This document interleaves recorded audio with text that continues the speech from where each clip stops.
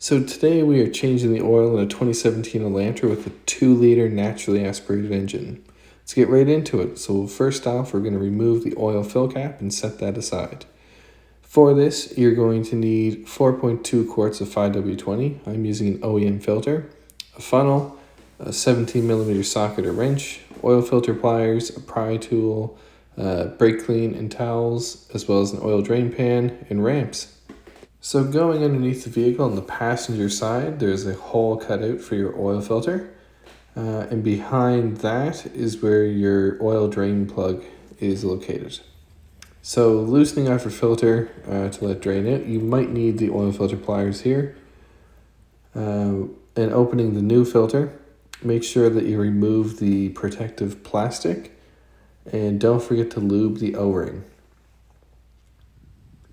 Now tighten the filter back up until it's snug and then give it an extra 1/2 to 3/4 turn. Now this area always seems to accumulate oil dripping out from the oil filter, so make sure you clean that up. Now you can loosen off your oil drain bolt and remove it to let the oil out. Again, this is always messy, so make sure you wear some gloves. And once that's draining out, let it drain for a few minutes to make sure most of the oil, if not all of it, gets out. Don't forget to replace your crush washer so you don't get any leaks.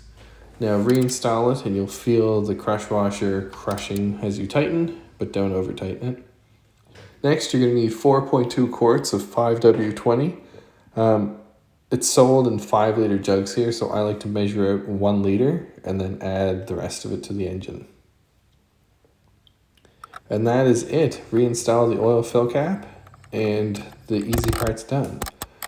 Now to reset the service interval indicator on the inside, use the scroll button to go to service required and hold OK until it resets. And that's it. Thank you very much for watching, and that's how you change the oil in the 2017 Elantra.